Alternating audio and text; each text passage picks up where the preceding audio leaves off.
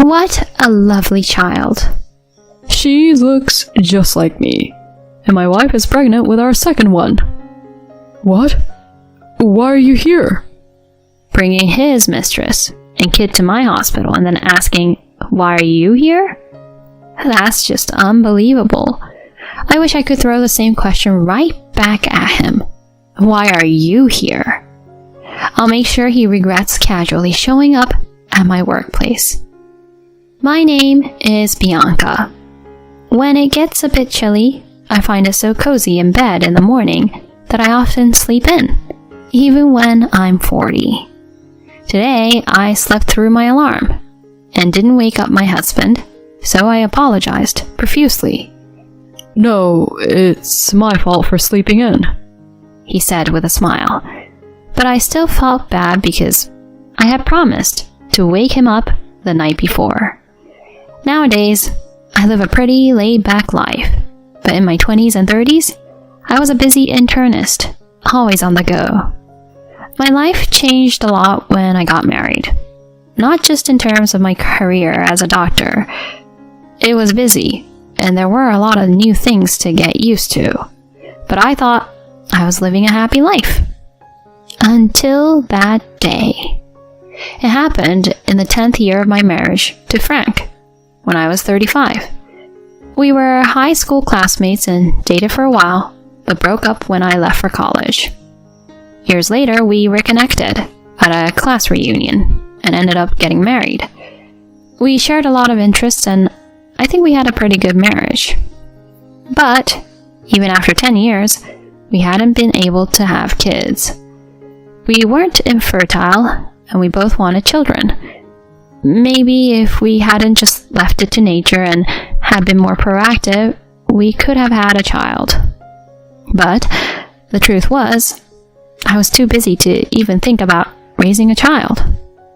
I didn't want to have a child without being able to provide a proper environment, so we weren't actively trying to conceive. Then one day, I happened to see Frank looking at a picture of a child I didn't recognize on his phone. I stopped in my tracks and asked, "Whose kid is that?" Huh? Oh, it's my boss's kid. He just sent me the picture. Huh.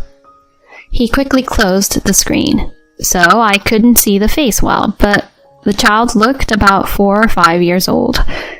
Maybe it's a professional habit to notice the physical traits of people rather than their faces. I chuckled to myself at the thought. Maybe he was also yearning for a child, staring at someone else's kid like that. I started to wonder if we should seriously consider trying to have a baby. But then the same thing happened again that Christmas. He was looking at a picture of a little girl holding a toy and laughing. It was probably the same child I saw before, the boss's daughter. Is there really a boss who frequently emails pictures of their child to their subordinates? Even if it was just parental pride, wouldn't it be more normal to show the photos directly at work, rather than sending individual emails? Once I started thinking like that, my suspicions about Frank grew, and I started to wonder who that child was. My first thought was that it was his child from an affair, but I saw no signs of him cheating. Of course, I couldn't be sure since I worked night shifts, and he could have been sneaking out then.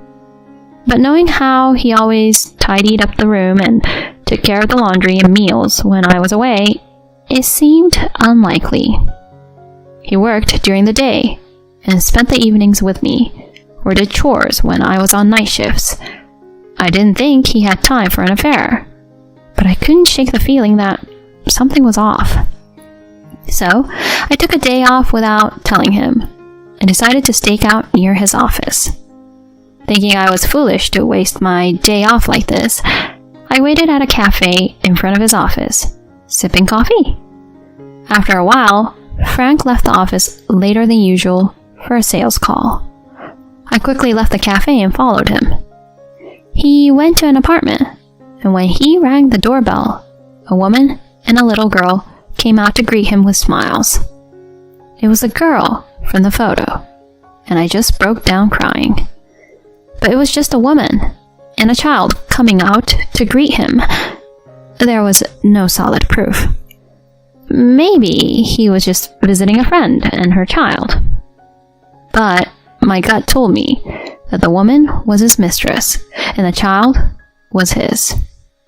I was probably right. That day, I lied to him that I was tied up with work and couldn't come home, and stayed at a hotel instead. The moment I thought my husband might be cheating, I couldn't bear to breathe the same air as him. He seemed to be home, but he didn't doubt my lie at all, and just said kindly, "Don't work too hard." I even felt irritated by his warm words, wondering if I had been deceived by his superficial kindness all this time. I couldn't stand him anymore, seeing him as nothing but filthy, and I didn't even want to talk to him. Even after I returned home, the atmosphere was terrible. In front of me, he would say things like, "You must be tired. Poor thing." But whose fault was that? I used to appreciate his kindness, but now I couldn't feel that way anymore. Was this what it felt like to fall out of love with someone? Honestly, I had no idea about divorce at the time. Or rather, you don't research these things unless you're considering divorce. Nobody gets married with the intention of getting divorced, after all. After that, I started learning about the law and gathering evidence, steadily preparing for divorce. Having a detective do his work would take time, but surprisingly, I quickly found out about the other woman. My husband and his mistress, Myra, met in a cafe about a year after we got married. He fell for Myra, a waitress there, at first sight, and started visiting the cafe regularly for lunch. They began talking little by little, and though they didn't exchange contact information at first, keeping it strictly as customer and waitress, one night he asked her out for dinner. From there, they quickly became romantically involved. He mainly visited her house, in between work, rarely going on dates, probably to avoid being seen. Every other week or so, the detective sent me detailed reports about my husband's affair. The more I learned, the less I wanted him in my sight. It was a necessary process to gather evidence, but it was tough. Reluctantly, I switched to mostly night shifts to avoid seeing him. Fortunately, he didn't suspect a thing.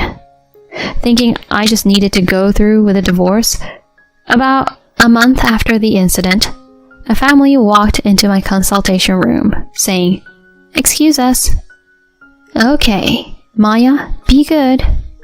"No, I don't want the medicine." Maya, a little patient who came in with a fever, was crying, not wanting to take the medicine she'd be prescribed later. Her mother tried to soothe her, while her father looked at his crying child with a loving gaze. They seemed like a perfectly happy family. If only the father wasn't my husband. Incredibly, my husband, seemingly forgetting where I worked, came to my hospital with his mistress and their child. It goes without saying that I nearly crushed the computer mouse I was holding when I saw the chart. And he didn't even realize I was the doctor, busy doting on the child right in front of me. "Look, Daddy's here. No need to cry," he cooed in baby talk. What's with that baby talk? Isn't he embarrassed? Especially in public and in front of his wife? I almost wanted to lecture him. If you're going to cheat, at least hide it thoroughly. What a lovely child. He turned around with a big smile and said, "Right? She looks just like me. And actually, my wife is pregnant with our second... Wait, why are you here?"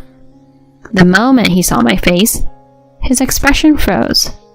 But I said with a smile, "Could you please keep it down in the hospital?" But this isn't your hospital, is it? Oh dear. Didn't I tell you?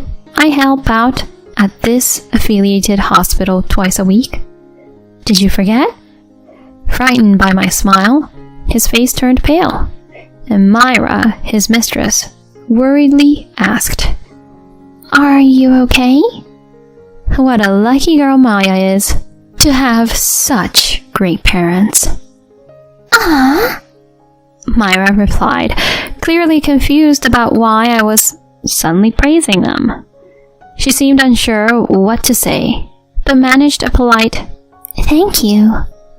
Meanwhile, my husband was trembling and eventually collapsed to the ground. "Honey, are you okay? You don't have a cold too, do you? Are you feeling sick?" She asked him, but he couldn't answer. Interesting. Even my husband wasn't shameless enough to be called honey by his mistress in front of his wife and respond with, "Yes, dear?"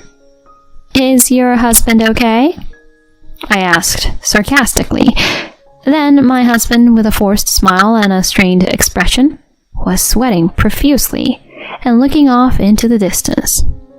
Seeing this, Myra suggested, "Hey, if you're feeling sick, why don't you see the doctor too?" "That's a good idea. Maybe he should consider surgery to prevent having more children. That would be good not just for his health, but for his life too." "What?" She looked at me shocked, while he twitched beside her. Don't make such a face, dear. I've known about your affair for a while now." What? My husband, who had been reacting like a broken robot, suddenly seemed to come back to life. He looked at me seriously and said, "I was gathering as much evidence as possible for a divorce to be in my favor, but it seems I won't need it now." "What's the matter? Too shocked to speak?" "Oh, looking at her up close, she really does resemble you. Such a cute child," I said with a smile that masked my anger. My husband was frozen stiff. "Oh, wait. This doctor is..." Myra began, turning to my husband, who gave no response, but seemed to realize that I was his wife. "I didn't know he was married at first." She suddenly started defending herself. "Is that so? Well, my condolences, but you must have known at some point that he was married, right? Not going on dates and always meeting at home to avoid being seen? And still, you had a child with him and continued the relationship without any apology to me. Regardless of how it started, you're equally guilty." "I'm sorry," she apologized awkwardly, avoiding my gaze. My husband followed suit, hanging his head and saying, "I'm truly sorry." Maya, their daughter, looked on with a confused expression. "Do you think I want your apologies after everything? Really?" Huh? I mean, it's not like I'm so naive that I'll settle everything just because you two apologized. My colleagues here at work saw you bring your mistress and child here, so an apology isn't going to cut it," I said, sighing. He mumbled, "I really am sorry." in response. If a mere sorry was enough, we wouldn't need police or courts. Look at this nurse next to us, feeling awkward. What are you going to do about that? I wanted to say all that, but I kept silent, not wanting to involve the nurse in our drama. It must be uncomfortable for her, caught in such a situation, seeing her boss discover the affair. I've said it before, but I don't need your apologies. Show your sincerity through the alimony. What? But I have kids, and you earn more than me. We don't need to bring money into this. So just because I earn more, I should refrain from receiving alimony, an apology in monetary form? Isn't that absurd? You apologize with words, but refuse to pay? What a small-minded man. You brought this upon yourself, so pay up generously. You're so arrogant. You're just after money. I don't have to listen to such an ugly accusation. What else can you offer me right now that would satisfy me? The only way you can show your sincerity is through money. Unless, of course, you want to be my housemaid for free for the rest of your life. But then you'd have to quit your job and have no income. Sounds like a tough choice, right? I could offer you my love, maybe. That's the last thing I need right now, I snapped. I thought he was joking, but he looked genuinely disheartened. No good, huh? He mumbled, crestfallen. After fathering 2 children with another woman, he still thought his love could win me back? Utterly delusional. Hearing this, Myra snapped. What? Love? What about me? You said I was the most important. She glared at him coldly. That's a different issue. He started mumbling again, but his excuses only fueled her anger more, almost to the point of explosion. Ugh! Just when we were finally getting to the point where you could divorce your wife, you should just pay the alimony and make a clean break. I decided to have the second child because you said you were going to divorce in the future. You keep saying you'll divorce, but never follow through. You've done nothing about acknowledging the kids either.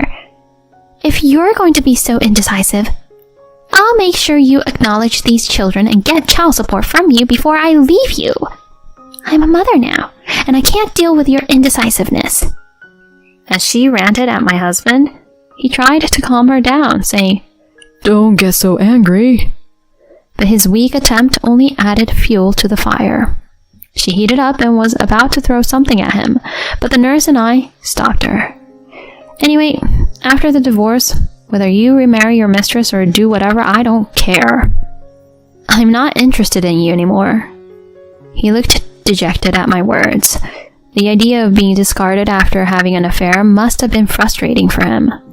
More importantly, since you father children, you better act responsibility as a parent. Whether it's paying child support to Myra, marrying her, or showing some sincerity. This is not about you two. It's for the sake of Maya and the unborn child.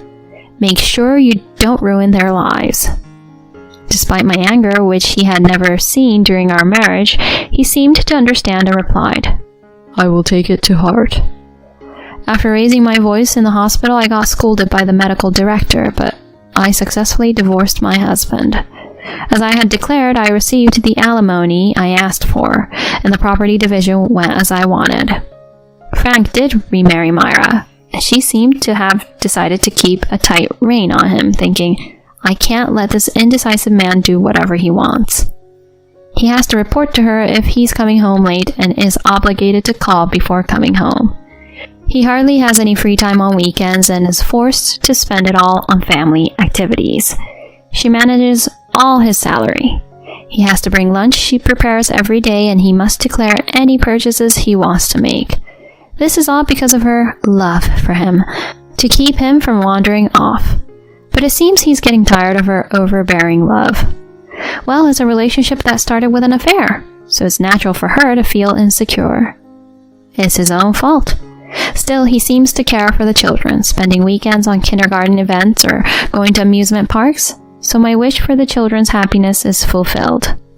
I'm relieved. It would have been bitter for me if 2 children had become unhappy because of my divorce. I'm glad it didn't end in sadness. As for me, I was assigned to a distant hospital and ended up remarrying a man I met there. Now at 39, I'm the mother of a little girl I had with him. I had thought I would never get pregnant, especially since there was no sign of it with my former husband, so it was a big surprise. I used to think I didn't want children because I was busy or couldn't conceive, but now that I have her, she's so precious to me. My world revolves around her, and she's the first thing I think of in everything I do. Maybe it was just not meant to be with my ex-husband. There must be such a thing as fate.